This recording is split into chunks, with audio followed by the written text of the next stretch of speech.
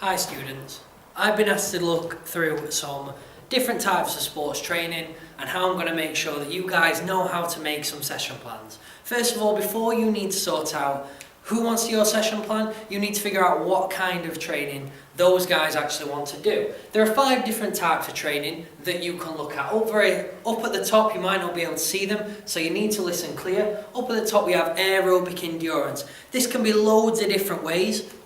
We can start to do aerobic endurance by doing stuff like fartlek training, which is Swedish for speed play. Different speeds, different terrains. You can also look to do continuous training, which is continuing at a long distance of time over a long period of distance, okay? As well as doing interval training, where you will do set amounts of work and set amounts of rest. All those 3 will start to work to your aerobic endurance. Following that, we have muscular strength. In terms of muscular strength training, we have quite a few. There are those meatheads that go to the gym who generally do free weights. Alongside that, they may do resistance machines, which are the actual machines that you may see many people use in the gym. Following that, you can use medicine balls. Core stability training, which is things like Pilates, as well as circuit training, which I'm sure you've all done at schools. All those will start to work with muscular strength, improving size, which is known as hypertrophy, as well as improving tone. Following onto those is power training. Power training can be improved by looking at plyometric work, which is bounding exercises, usually jumping, as well as hill sprints. Hill sprints start to make sure that your feet are hitting the hill faster and therefore working on your power. Both of those exercises are fantastic for power, which are usually to do with leg exercises. Not meaning that they can't be with any arm exercises, but they're harder to generate. Following that, we have our speed training. Speed training can also be done with interval training, which we spoke about previously. In terms of speed training, you have to look into doing quicker amounts of work and longer times of rest, but your intensity will be higher. Following that, you can do sport-specific speed training in terms of changing it to your environment. So if I'm going to be a basketball player, I will do speed training on a basketball court. If I was football, I would change that to a football pitch. So there are many different ways for our speed training. Finally, we'll look at our flexibility training. Flexibility is the range of movement around a joint. So in terms of flexibility training, we need to increase that. To increase that, you need to increase the pliability or the elasticity of your muscle. There are some ways that we can do that. First of all, you could do static stretching. Static stretching is staying still, which we will hold for a prolonged period of time, up to 30 seconds. Following that, we'll have dynamic stretching. Dynamic stretching is on the move, where you'll be moving and stretching those muscles. Following that is ballistic stretching, which is even more sporadic than dynamic. It's bigger movements, more bounding, more jumping movements to stretch out your muscles. The very last one is PNF stretching, which stands for proprioceptive neuromuscular facilitation. It's a big word, but what it really is assisted stretching. In terms of your stretches, you will do a static stretch up until the furthest point you can, and somebody will assist you to make sure that you can go further to further increase the pliability of your muscles. Now, I've given some really basic things based around the types of training we can do. So before you've even started thinking of what training you're going to do, you've got to outline what kind of training session they're going to do. Sometimes they will cross over, sometimes they will just be singular, but you need to find out the goals of your client as well. For the goals of your client, you need to follow the SMART principle.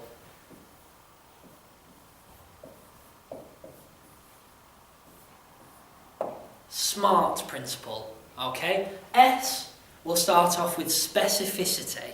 So you need to be really specific in any goals that you give your client.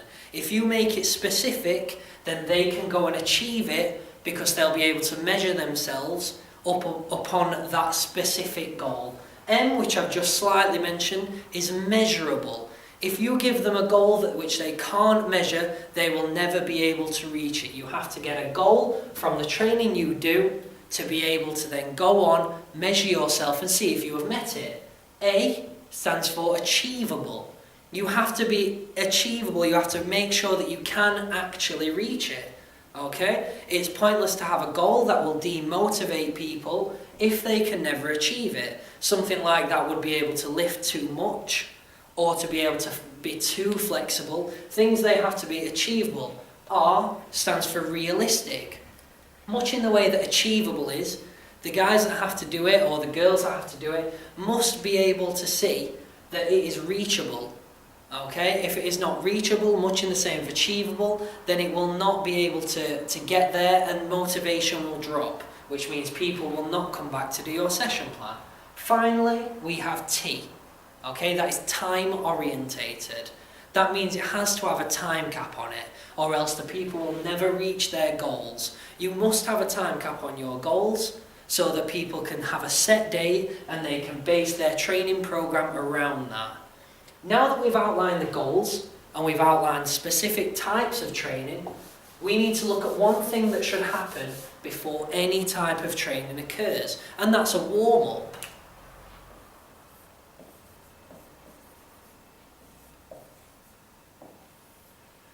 A warm-up is something that you do before training begins. Okay? A warm-up needs to do certain things.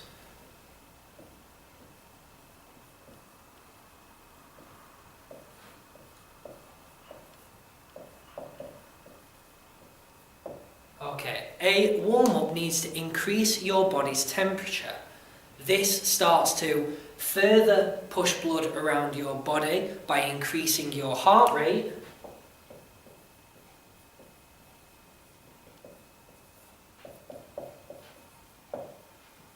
as well as making sure that the oxygen and the nutrients needed are getting to your working muscles so that they can continue to create energy. Creating energy is a huge part in any of these types of training so that you are ready for it. As well as that, one giant thing for warm-ups is to increase the production of synovial fluid at joints. As soon as you start to increase the synovial fluid created at joints, this makes your joints more lubricated and therefore you are more able to meet the demands of whatever training you're going to do. Finally, it also aids to mentally prepare your client ready for the type of training they're going to do. To go in cold will cause a much more likely chance of injury. If you continue to do your warm-up, you should be looking to aim for around 10 minutes for your warm-up with 5 minutes of stretching after. Stretching can be, like we talked about in flexibility, stretching can be dynamic, it can be ballistic, or it can be static. Making sure that clients hold these stretches for around 12 seconds.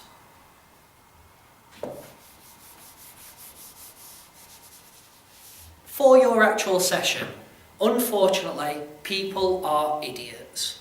You need to make sure when you are devising a session that is unbelievably idiot-proof. So first of all, you will need a title of what your session is. I am going to use muscular strength as my adaptation, the one that I'm going to show you as an example.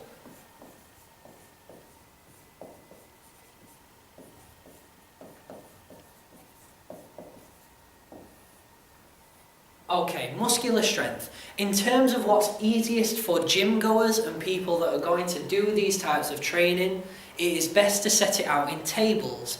Tables are really easily adaptable and very, very clear for anybody who wants to look at them. In terms of our table for muscular strength, I would pick free weight exercises. Again, just for this example. What I will need to do is cut this into columns. My first column will be the example of the type of free weight exercise that I will do. So in this example, I'm going to write down bicep curls.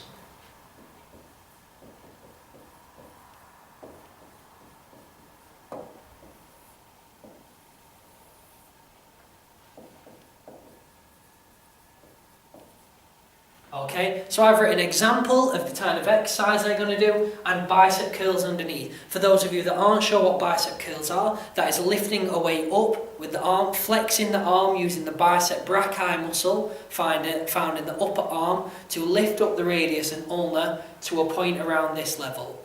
I will then extend my arm lower down, only using my biceps brachii to control the weight back down. I will do this as a number of repetitions, which again, I need to tell my client. So I will then put reps.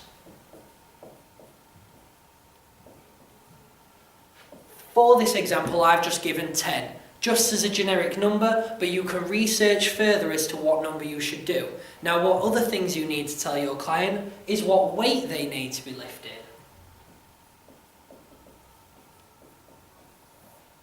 This is all well and good if you actually know your client, but sometimes when you're creating session plans, you're not sure. So one brilliant way of making sure for muscle training is to test them against their 1 rep max. That will be a one time, the heaviest weight they could pick up for 1 repetition.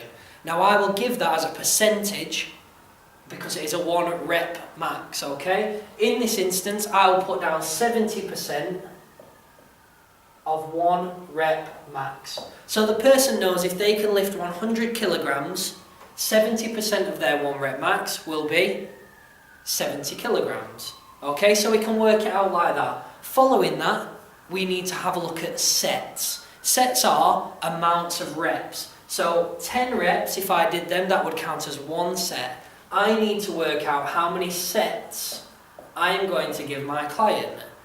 In terms of this, I may well give my client 3 sets of 10 repetitions. Overall, that means my client will do 30 bicep curls on each arm.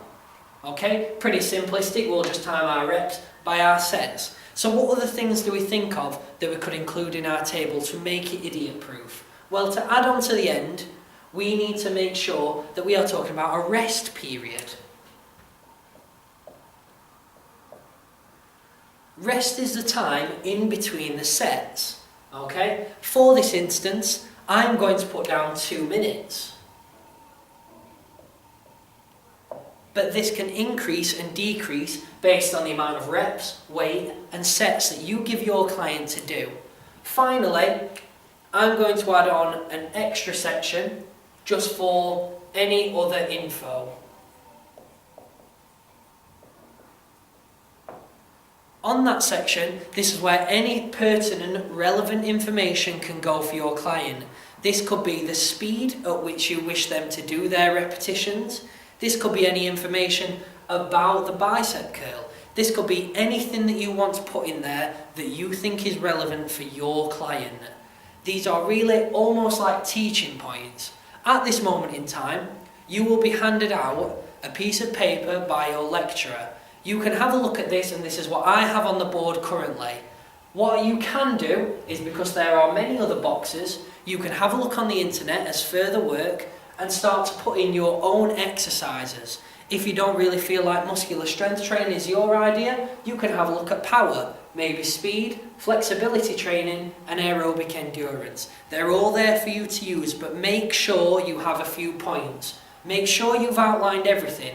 Are you able to pick up your session and use it?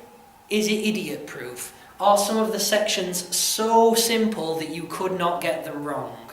What may well be worthwhile is to include a picture of your actual exercise underneath. That picture underneath might well be able to help your client understand what you're asking them to do, because you might not be there all the time. In terms of your aerobic endurance, power, speed and flexibility, they will have to have different headings, but all the headings are going to be generically the same in terms of repetitions, how long you want them to do, and how intense the activity is, which in our section we put under weight. In terms of speed, it would be how fast you can run, and you could measure it upon your beats per minute. As you may well have already known, the highest heart rate you can have is 220 minus your age. Overall, I've given you some ideas there that you can go away and play with that should be the easiest thing to go and develop fitness training programs. Do you think you've finished yet though? Finally, you've already done a warm-up. What do you need to do after? That's a cool down. In terms of your cool down, you need to have other ideas on there.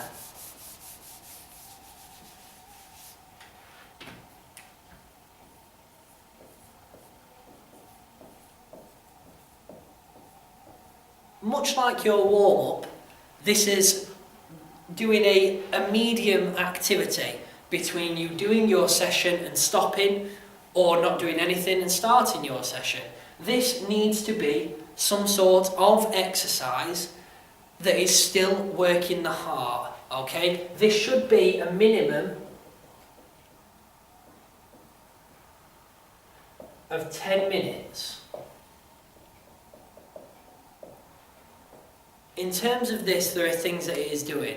By keeping up your heart rate, you are helping it to put oxygen back into the working muscles. The working muscles have used up their store of oxygen and now need to use it, now need to breathe it back in to get it ready. This is what you do after you've finished a marathon. People will still be breathing heavily to try and load their body with oxygen again. What you also will be doing is, with your heart still beating at a higher level, is getting rid of the waste products such as CO2, lactic acid and water. Those things happen. Finally, you'll be allowing your muscles to cool down progressively to help prevent injury. Those are some really key points, 3 steps to any session plans, all your different ideas. If there's anything you need help with, give me an email, d.handysides@lowestoft.sfc.ac.uk, and I hope you have a great day. Thank you.